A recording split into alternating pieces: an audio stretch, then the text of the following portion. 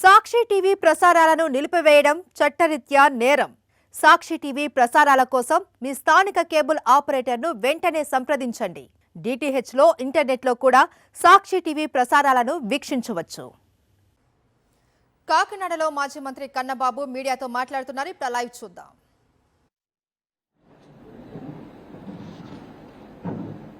శాస్త్రజ్ఞుల అంచనా ప్రకారం ఇంకా తీవ్రమైన తుఫానుగా మారి మన ప్రాంతాన్ని అతలాకుతలం చేస్తుందని చెప్పి సమాచారం ఉండడంతో మనందరం కూడా కంగారు పడ్డాం. కానీ దేవుడి దయ వల్ల కొంతవరకు నష్టం జరిగి బయటపడగలిగాం.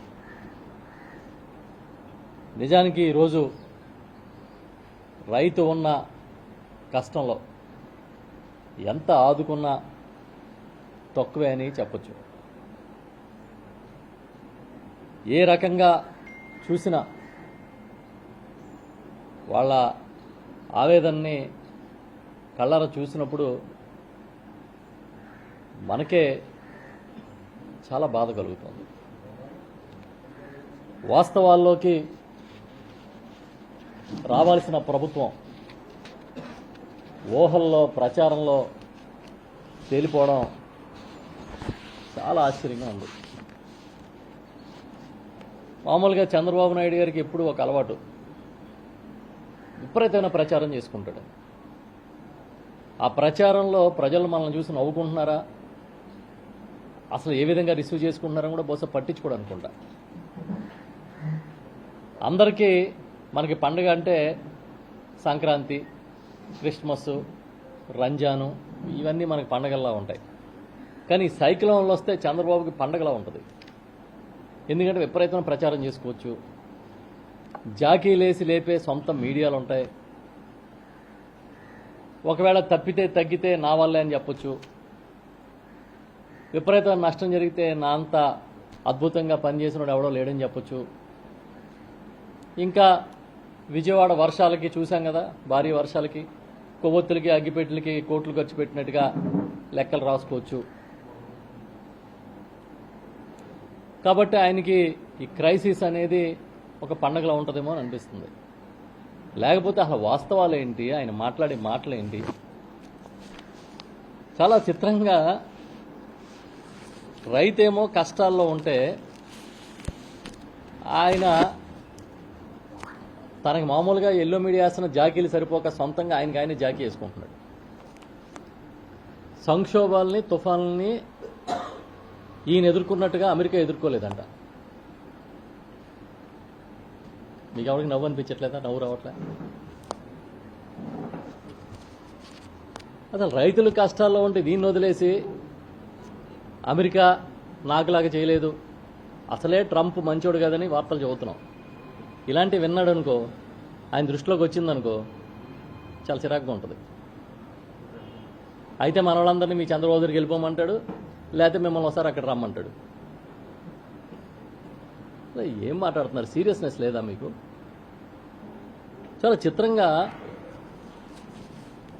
టెక్నాలజీ అనే దానికి తాను ఆద్యుడినని ఆయన నమ్ముతాడు, మనల్ని నమ్మమంటాడు. ఉపగ్రహ చిత్రాలు, శాటిలైట్ చిత్రాలతో, డ్రోన్లు సాయంతో, సీసీ ఫుటేజీతో లెక్కలేశారంట. మీరు శాటిలైట్లో పైనుంచి చూడండి, అంత పచ్చగా కనిపిస్తుంది. అసలు మీరు కిందకెళ్ళి భూమిలో దగ్గరుండి ఆ పంట చూస్తే కదా అసలు ఆ వరి నష్టపోయిందా, గింజగట్టిందా, పాలు పోసుకునే దశలో ఉందా, చేను పడిపోయి కుళ్ళిపోయిందా, రైతు పరిస్థితి ఏంటి అని అర్థమయ్యేది. ఇదేమీ లేదు. ఆయన ఏమంటాడంటే టెక్నాలజీ, దీని తోడు రియల్ టైం గవర్నెన్స్ అంట. మొన్న మనం సోషల్ మీడియాలోని కానీ కొన్ని పత్రికల్లో కానీ చూసాం, ఇస్రో సైంటిస్టులు కూర్చుంటారు కదా, ఎదురుగుండా ఒక 3-4 కంప్యూటర్లు పెట్టుకుని చాలా సీరియస్గా ఇలా కొట్టేస్తా ఉన్నారు, చూస్తున్నారు. ఆ ఫోటోలు చూస్తే ఇస్రో సైంటిస్టులు మాదిరిగా చంద్రబాబు నాయుడు గారు, వారి తనయుడు మంత్రివర్యులు లోకేష్ గారు రియల్ టైం గవర్నెన్స్ అంట. అసలు ఆ ఫోటోలు అవి చూస్తే మళ్ళీ ఏదో ఇస్రో సెట్టింగ్ ఒకటి ఇక్కడ వేసారేమో అనిపిస్తుంది మనకి సచివాలయంలో. ఇస్రో మన రైతులు ఉంటే ఈయనకేమో అక్కడ ఇస్రో సెట్టింగ్లు. చాలా మనకి ఒక్కోసారి బాధ అనిపిస్తుంది, ఒక్కోసారి ఏమో నవ్వు అనిపిస్తుంది. ఇంకా ఆయనకి సొంతంగా కొన్ని జాకీలు ఉన్నాయి తెలుసు కదా, కొన్ని ఛానల్స్, కొన్ని పత్రికలు. 4 రోజులు ఆర్టీజీఎస్లో కూర్చుని అల్లాడిపోయాడమ్మా బాబు గారు అని రాస్తున్నారు, చూపిస్తున్నారు. అల్లాడిపోయాడమ్మా అక్కడ కూర్చుని అంటున్నారు. ఇంకేం చెప్తాం మనం?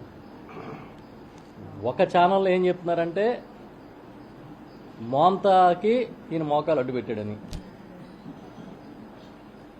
ఇంకో ఛానల్లో ఏం చెప్తున్నారంటే మోంతా ఈయన ముందు మోకరిల్లిపోయిందని,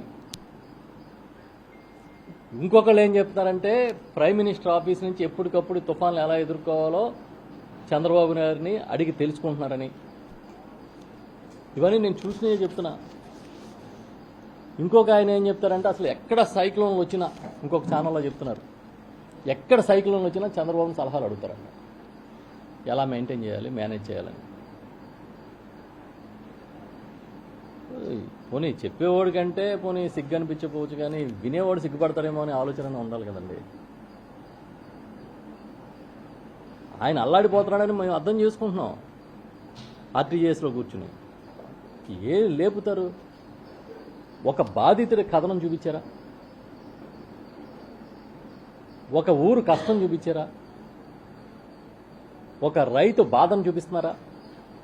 ఇవేమీ లేవు. ఎంతసేపు మీ ప్రచారం, మీ గొడవ, మాంతా కూడా మీ ప్రచారం కోసం, మీ డైవర్షన్ పాలిటిక్స్ కోసం వచ్చినట్టుగా చేసేస్తున్నారు. అసలు ఈరోజు చూస్తే పత్రికల్లో చంద్రబాబు నాయుడు గారు నిన్న మీడియాలో మాట్లాడింది చూపిస్తున్నారు, రాశారు. ఏంటంటే దాదాపుగా ఒక 5,000 కోట్లు చిల్లర, ఇంచుమించుగా 5,300 కోట్ల ఎంతో లాస్ జరిగిందని చూపిస్తున్నారు.